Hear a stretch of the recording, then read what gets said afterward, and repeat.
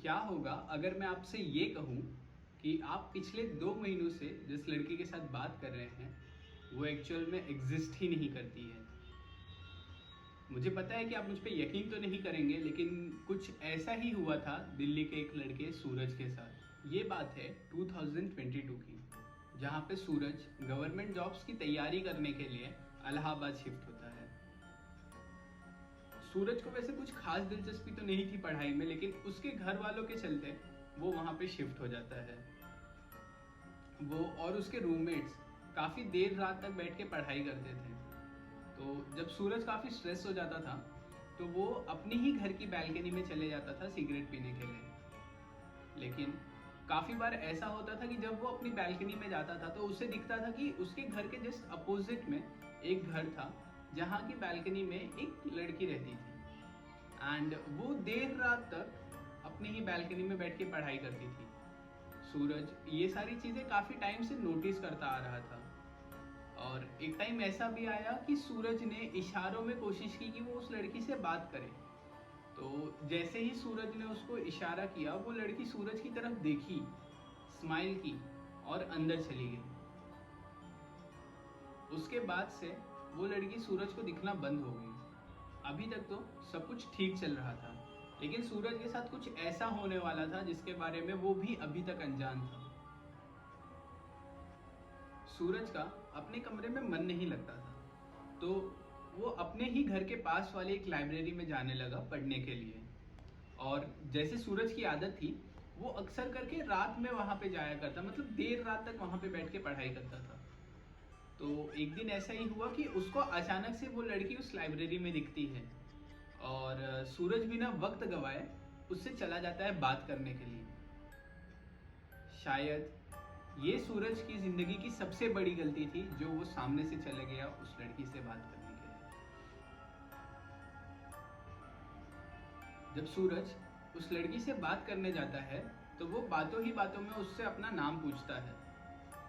उस लड़की ने अपना नाम पूजा बताया। पूजा ने यह भी कहा कि उसको अक्सर करके दिन में टाइम नहीं मिलता है क्योंकि वो जॉब करती रहती है, इसलिए वो देर रात तक बैठ के लाइब्रेरी में या फिर कभी कभी अपने घर पे पढ़ाई करती है।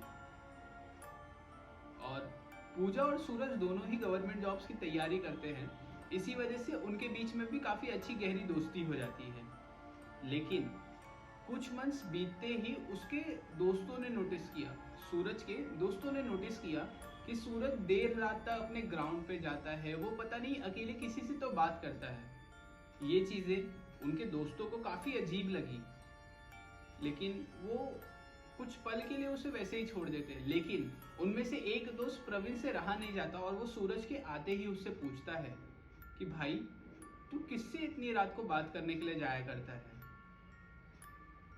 तो सूरज ने भी उसको जवाब देते हुए कहा कि हमारे घर के सामने वाले ही घर में एक लड़की रहती है पूजा, उससे मेरी काफ़ी अच्छी दोस्ती हो गई है और शायद अब मैं उससे प्यार भी करने लगा हूँ। ये बातें सुनने के बाद उन दोस्तों में काफ़ी हंसी मजाक होती है और वो सब सो जाते हैं, लेकिन उनमें से सूरज और प्रवीण ही थे जो उस रात को जग रहे थे।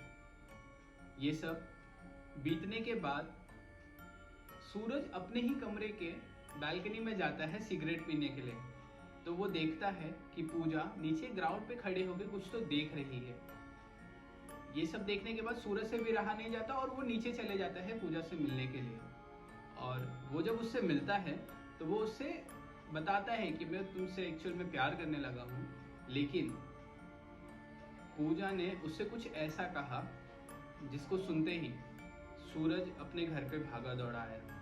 वो काफ़ी सहम सा गया था। वो अपने घर पर आता है तो वो अपने सारे दोस्तों को उठाता है और वो उनसे कहता है कि पूजा से जब मैंने अपने प्यार के बारे में बताया तो वो मुझसे कहती है कि मैं 21 साल की थी जब मैं मर गई थी। हालांकि इस पे उनके दोस्तों ने कुछ ऐसा रिएक्ट तो नहीं किया, उन्होंने ये बात को भी मजाक में लिया कि शायद सूरज हम सबसे मजाक कर रहा है। लेकिन सूरज के लाख कहने के बाद उनके दोस्तों ने भी ये कहा कि ठीक है, हम कल उस घर में जाते हैं और पूजा और उनकी फैमिली से मिलते हैं। और जैसे तैसे सब उसी घर में उस रात को सो जाते हैं। अगले दिन सुबह होते ही सूरज और उसके सारे दोस्त अपने सामने वाले घर में चले जाते हैं और पूजा के बारे में पूछने लगते हैं। तो उनमें से एक अंकल कहता है कि पूजा की डेथ वो तो 2021 में ही हो गई थी। पूजा की ही टेरेस पर गिरने से उसकी मौत हो गई थी और वो उस टाइम कोविड का समय चल रहा था, जिसकी वजह से उसका अंतिम संस्कार नहीं कर पाया गया, तो उसको पास ही के एक गार्डन में दफना दिया गया था। ये वही गार्डन था जिस गार्डन में रात भर सूरज खड़े होकर बातें किया करता था। ये सब सुनने के बाद सूरज और प्रवीण और उन्हीं के सारे दोस्त सब शॉक हो गए कि एक्चुअल में यहाँ पे हो क्या रहा है। उन दिनों से सूरज काफ़ी बीमार रहने लगा और वो अपने शहर दिल्ली आ गया। प्रवीण का आज भी ये कहना है कि सूरज को आज भी पूजा दिखती है, लेकिन अगर डॉक्टर्स की माने तो वो ये कहते हैं कि ये सब खाली सूरज की ओवर थिंकिंग है जो उसे पूजा दिखाई देती है। अगर आपके साथ या आपके जानने में किसी के साथ भी ऐसी कोई घटना हुई हो तो प्लीज़ हमें कमेंट करके ज़रूर बताइएगा। और अगर आपको ये वीडियो पसंद आया तो प्लीज़ इसे लाइक कर दीजिएगा और इस चैनल को सब्सक्राइब कर दीजिएगा अगर आपको ऐसी ही कुछ हॉरर स्टोरीज सुनना पसंद है तो। Thank you.